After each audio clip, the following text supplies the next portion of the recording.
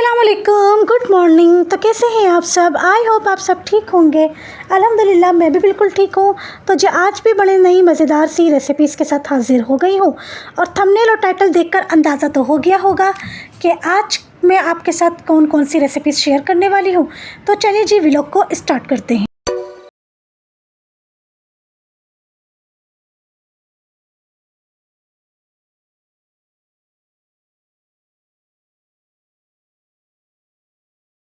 Kitchen में first time बन रहा है beef chilli dry with fried rice और मीठे में मैं बना रही हूँ अंडे का हलवा। ये तीनों डिशेस माशाल्लाह अल्हम्दुलिल्लाह मेरे हस्बैंड को बेइंतहा पसंद आई। अब देखती हूँ कि मेरी यूट्यूब फैमिली को पसंद आती है कि नहीं। प्लीज़ मुझे कमेंट करके ज़रूर बताइएगा। तो जी बीफ की बोटियों को मैंने स्ट्रिप्स शेप में कटिंग कर लिया था और अच्छी तरीके से इसका पानी जो है वो मैंने नेट में डालकर ड्रेन कर लिया था ताकि अच्छी तरीके से पानी इसका निकल जाए।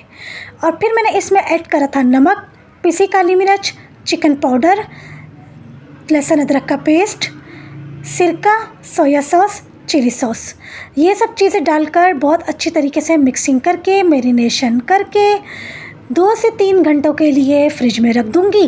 और अभी इसमें कॉर्नफ्लोर मैं इसलिए नहीं डाल रही क्योंकि कॉर्नफ्लोर पानी छोड़ देगा, तो इसलिए जिस टाइम पर मैं इनको फ्राई करूंगी उसी टाइम पर मैं इसमें ऐड करूंगी कॉर्नफ्लोर।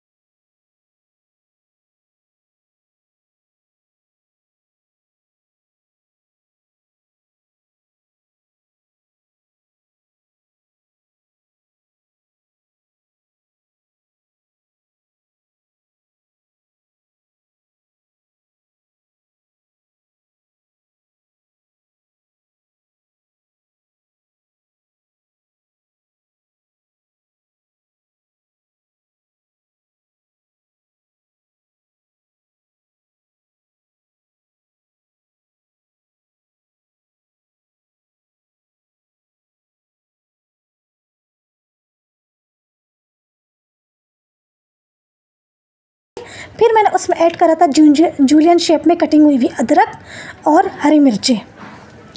ये दोनों चीज़ों को डालकर थोड़ा फ्राई करूँगी, इससे टेस्ट बहुत ही ज़बरदस्त हो जाता है। आयशा यासिर ने मुझे सिर्फ इस डिश का नाम बताया था, लेकिन जो ये रेसिपी मैं फ़ॉलो कर रही हूँ ये रेस्टोरेंट स्टाइल रेसिपी है। जैसा रेस्टोरेंट में जाकर हम लोग ऑर्डर करके इतना महंगा beef chilli dry with fried rice खाकर आते हैं ना, ये मैं रेस्टोरेंट स्टाइल की ही रेस्टोरेंट की ही रेसिपी को फॉलो कर रही हूँ। तो जी ऑयल में सबसे पहले जूलियन शेप में कटिंग हुई भी डाली थी अदरक और हरी मिर्चें। फिर मैंने उसमें डाला था सिरका, सोया सॉस, चिली सॉस और ख़ुद मैंने घर में बनाया था चिली गार्लिक पेस्ट। कुटी लाल मिर्चों को और लहसुन को पीसकर पेस्ट बना लिया था, वो मैंने पेस्ट इसमें ऐड करा था और फिर मैंने थोड़ी करी थी भुनाई। और अब यहाँ पर जो गोश्त की बोटियों को मैंने फ्राई करा था वो इसमें मैं ऐड कर दूँगी और सॉस के साथ गोश्त की बोटियों को मैं थोड़ा सा पकाऊँगी।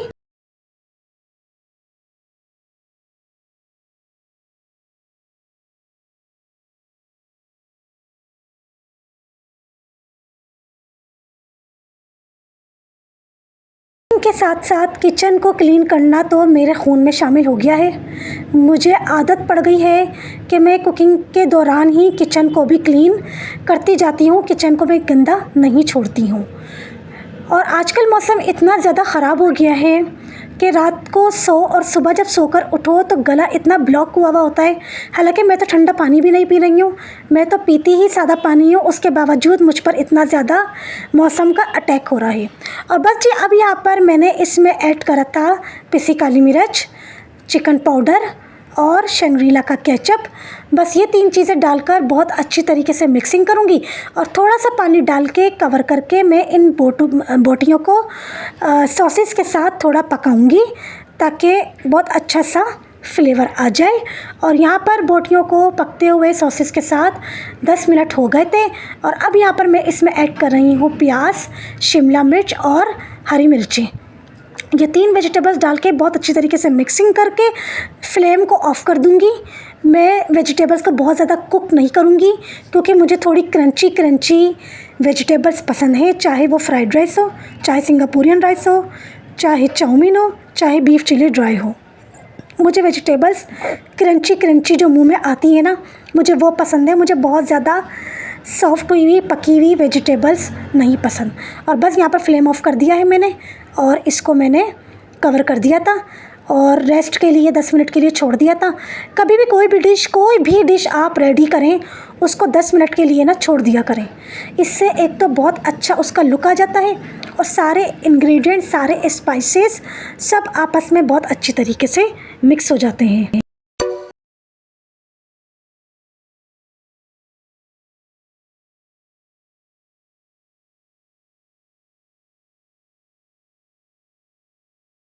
बहुत ही ज़बरदस्त हो जाता है।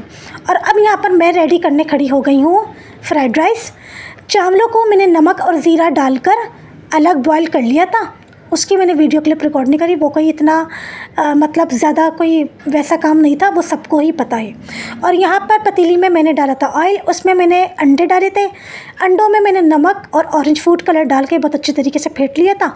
और यहाँ पर मैंने अंडे फ्राई करके पतीली में ही उनको तोड़ लिया था।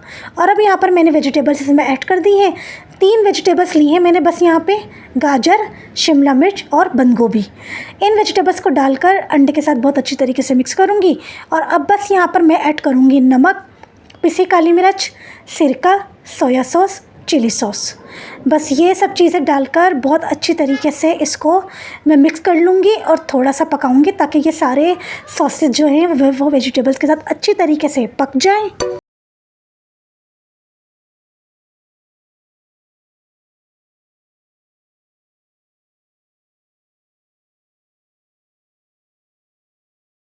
तो ज़्यादा वेट नहीं करवाऊँगी, back to back vlogs upload करती रहूँगी। बस अल्लाह करे कि ऐसे ही वीडियो क्लिप्स रिकॉर्ड करती रहूँ और बैक टू बैक मज़ेदार सी रेसिपीज़ आप लोगों के लिए बनाती रहूँ और आप लोगों को अपने व्लॉग्स में दिखाती रहूँ।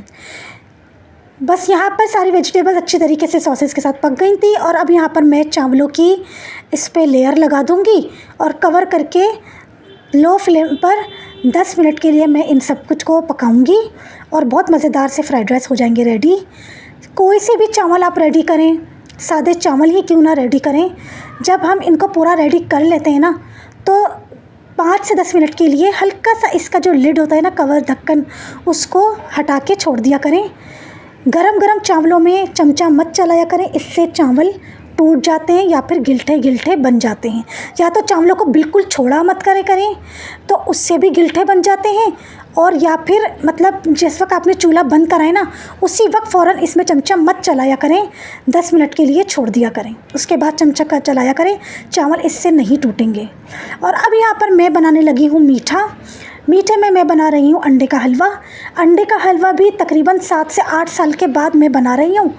और ये अंडे का हलवा इस रेसिपी से बनाते थे मेरे फादर, तो मैंने अपनी आपी से पूछा और अपनी आपी से पूछकर अब यहाँ पर मैं आप लोगों के लिए अंडे का हलवा बना रही हूँ। और इस वक्त मेरा हाथ बुरी तरीके से जल रहा था। गरम गरम भापें जो थी ना दूध डालते वक्त, वो मेरी उंगलियों पर लग रही थी। तो फिर मैंने लेफ़्ट हैंड से दूध का मग पकड़ा और अब यहाँ पर मैं स्लो डाल रही हूँ दूध। बहुत गरम हीट मेरी उंगलियों पर लगी है, सीधे हाथ की उंगलियों पर। तो जी कढ़ाई में मैंने डाला था घी और उसमें मैंने डाली थी सूजी को मैंने बहुत अच्छी तरीके से घी के साथ फ्राई करा था ताकि थोड़ा सा कलर चेंज हो जाए। फिर मैंने उसमें थोड़ा करके डाला था दूध और फिर मैंने डाली है छोटी इलायची और जितनी यहाँ पर सूजी है उसी के बिल्कुल क्वांटिटी के बराबर चीनी डाली है। और फिर जब थोड़ा सा पकने लगा तो फिर मैंने यहाँ पर ऐड करे हैं 3 अदद अंडे।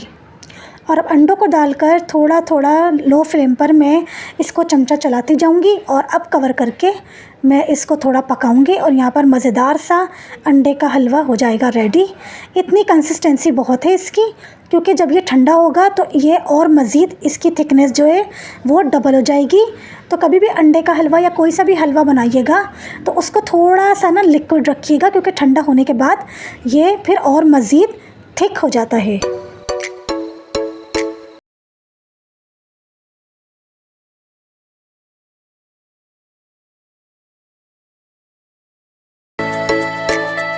मुझे अपना बचपन याद आ गया। मेरे फ़ादर बनाते थे अंडे का हलवा इसी रेसिपी का और खाकर मुझे अपने फ़ादर याद आ गए। बिल्कुल सेम वैसे ही टेस्ट आया है और खाने में बहुत मज़ा आया है। बहुत पसंद आया मेरे हस्बैंड को भी और मुझको ख़ुद को भी। मैं तो आए दिन बनाती रहती हूँ अब अपने लिए अंडे का हलवा इसी रेसिपी का। आप लोग सोच रहे होंगे कि मैं अपने फ़ादर का जिक्र कर रही हूँ कि मेरे फ़ादर बनाते थे अंडे का हलवा।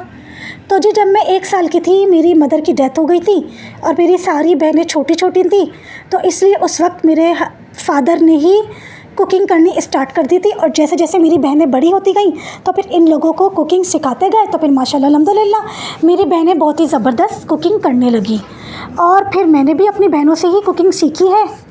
अभी भी कोई भी न्यू रेसिपी या कोई वो रेसिपी जो मेरी बहनों ने मुझे बचपन में बनाकर खिलाई थी, वो रेसिपी अगर पूछनी होती है तो मैं अपनी बहनों से ही कांटेक्ट करती हूँ और अपनी बहनों से ही पूछती हूँ कि दाल भरे पराठों की रेसिपी बता दो या अंडे के हलवे की रेसिपी बता दो या इसकी रेसिपी बता दो।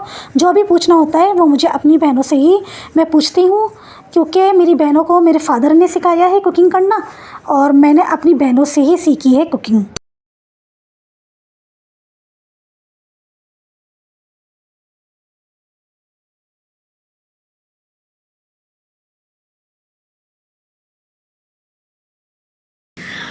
बहुत मेहनत का काम है कुकिंग की वीडियोस बनाना, बहुत मेहनत का काम है।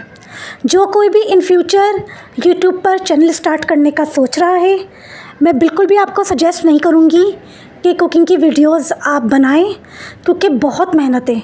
इतना किचन फैलता है, इतना फैलावा होता है, इतना बर्तन निकलता है ना कि मैं आप लोगों को किसी दिन व्लॉग में दिखाऊंगी कि कुकिंग की वीडियो रिकॉर्ड करने के बाद किचन की क्या हालत होती है। और यहाँ मैंने पूरी कोशिश करी है अच्छे से अच्छे तरीके से प्रेजेंटेशन आप लोगों को दिखाने की, कि आई होप कि आप लोगों को अल्लाह करे कि पसंद आ जाए। प्लीज़ लाइक कर दिया करें, मेरी वीडियोस को मज़ीद आगे शेयर कर दिया करें, मेरे चैनल को सब्सक्राइब कर दें। बहुत मेहनत का काम है। जो कुकिंग की वीडियोज़ बनाता है ना, ये आप उससे पूछ लीजिए कि कुकिंग के चैनल चलाना कितना मुश्किल काम है। बहुत मुश्किल काम है। मैं बिल्कुल भी सजेस्ट नहीं करूँगी कि कोई भी कुकिंग का चैनल बनाए।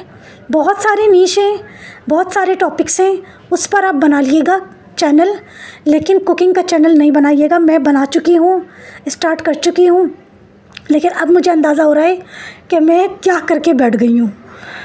तो बस जी माशाल्लाह अल्हम्दुलिल्लाह ये दिन भी बहुत अच्छे गुज़रे। अल्लाह पाक का ढेरों ढेर शुक्र अदा किया। अच्छा, ये मैं आप लोगों को दिखा रही हूँ रिसोर्ट।